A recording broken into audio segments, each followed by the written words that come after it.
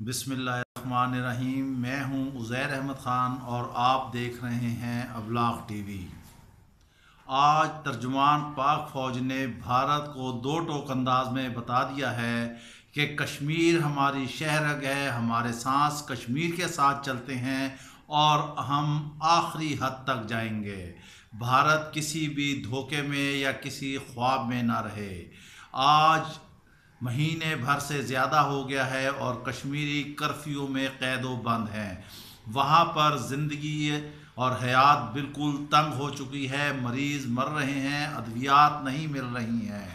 दुनिया ने आंखें बंद करके रखी हुई हैं, वो इस जानिब कोई कदम नहीं उठा रही।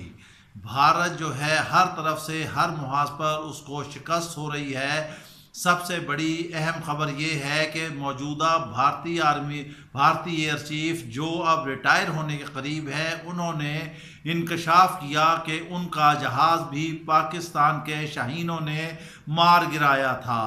ये है उनकी दलेरी और ये है उनकी बुज़दिली।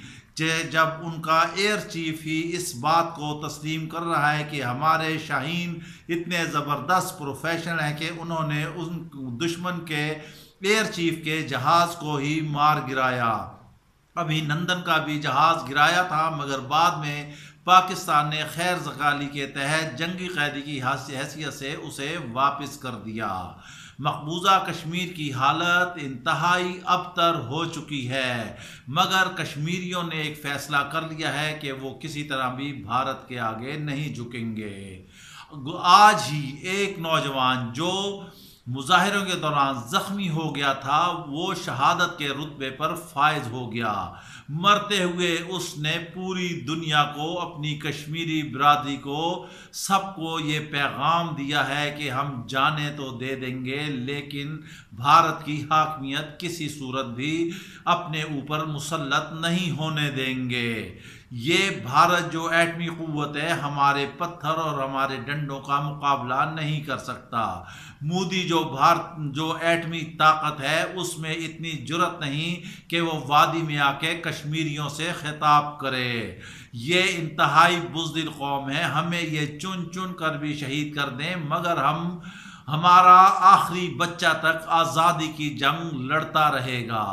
पाकिस्तान फ़ौज ने भी वाज़ेह कर दिया है कि हम खून का आखिरी कतरा तक बहा देंगे लेकिन कश्मीर पर कोई आंच नहीं आने देंगे। जहाँ तक एटमी मामला थे, उस पर तर्जुमान पाक फ़ौज ने कहा कि इन बातों का प्रेस कॉन्फ्रेंसों में जिक्र नहीं किया जाता।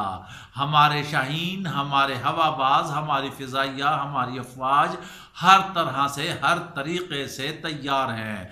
भारत 27 फरवरी को ना भूले, अगर उसने कोई भी कदम उठाया तो उसे ऐसा भयानक जवाब मिलेगा जिसका शायद उसने किसी ख्वाब में भी नहीं सोचा होगा। हालात बिल्कुल बदलते जा रहे हैं।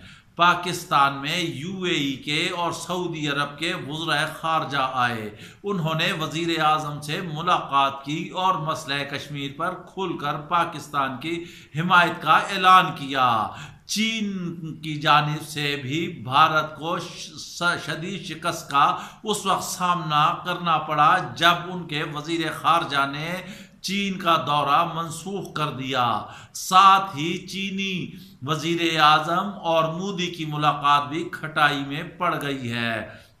इधर रूस भी मैदान में आन धमका है और उसने भी पाकिस्तान की हिमायत का ऐलान कर दिया है।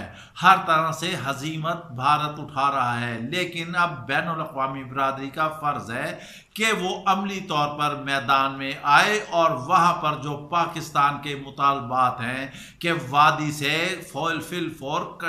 कर्फ्यू उठाया जाए और वहाँ पर जो लगी हुई पाबंदियाँ हैं उन्हें ख़त्म किया जाए, वहाँ ज़िंदगी को आसान और सहल बनाया जाए, तमाम बार्डर, तमाम सहूलतें खोली जाएं। इस मुतालबे पर भारत से फौरी अमल कराना चाहिए। अब भारतीय मीडिया भी मोदी के खिलाफ बोलना शुरू हो गया है। वो कांग्रेस और बीजेपी के सफ़ों में भी दरारें पड़ना शुरू हो गई हैं और वहाँ मोदी के खिलाफ बाकायदा एक मंसूबा तैयार हो रहा है।